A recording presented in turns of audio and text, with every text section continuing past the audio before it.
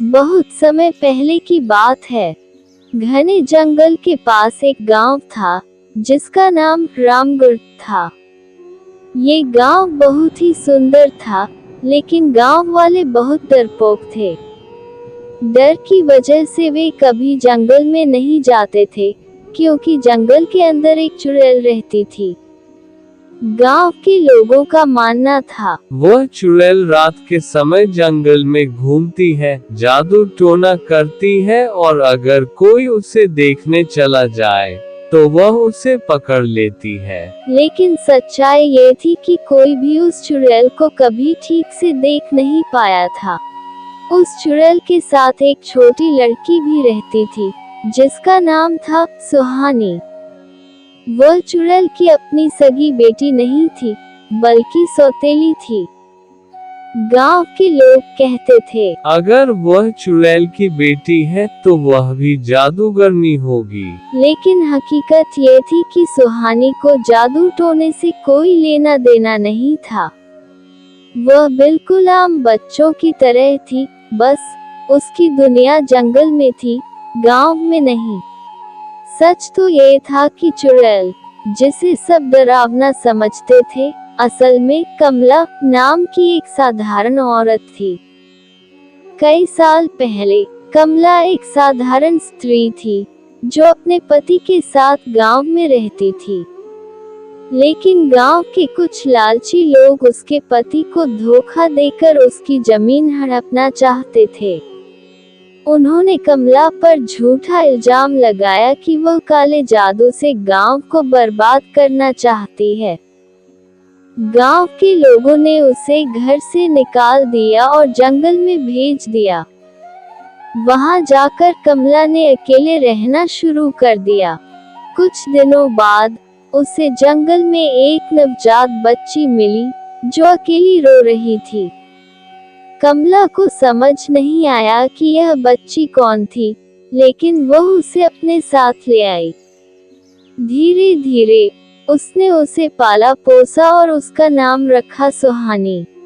गांव वालों को जब ये पता चला कि चुड़ैल के साथ एक लड़की रहती है, तो वे डर गए। अगर वह लड़की बड़ी हो गई तो वह भी चुड़ैल बन जाएगी। लोगों ने सुहानी को कभी भी गांव में नहीं आने दिया।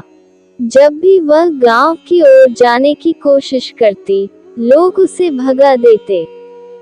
सुहानी को ये समझ नहीं आता था कि लोग उससे इतनी नफरत क्यों करते हैं।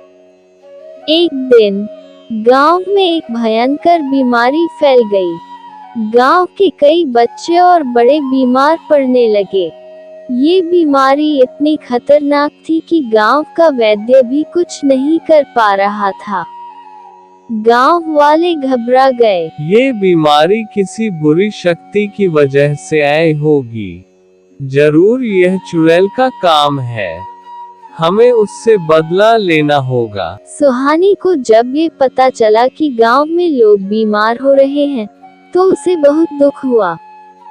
वह जानती थी कि जंगल में एक खास तरह की जड़ी बूटी है जो इस बीमारी का इलाज कर सकती है। लेकिन समस्या ये थी कि यह जड़ी बूटी जंगल के उस हिस्से में थी जहां खतरनाक जंगली जानवर रहते थे। कमला ने सुहानी को मना किया, बेटा, गांव वाले तुम्हें पसंद नहीं करते।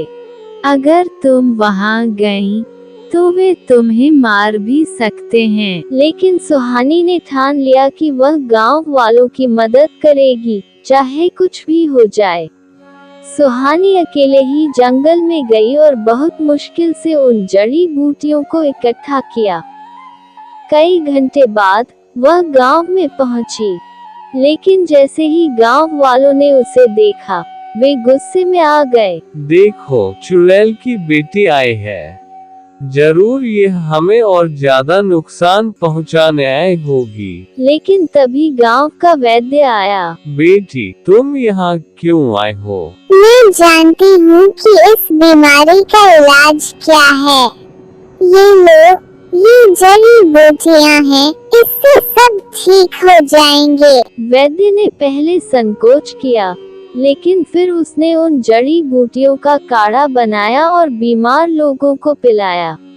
अगले ही दिन बीमार लोग ठीक होने लगे। अब गांव वालों को एहसास हुआ कि जिस लड़की को वे चुड़ैल की बेटी कहकर डरते थे, वही उनकी सबसे बड़ी मददगार बनी।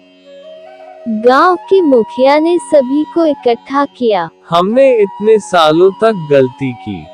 कमला कभी चुड़ैल नहीं थी और न ही उसकी बेटी। वे दोनों तो बहुत अच्छे इंसान हैं। अब गांव वालों ने कमला को जंगल से बुलाया और उसे फिर से गांव में बसने के लिए कहा।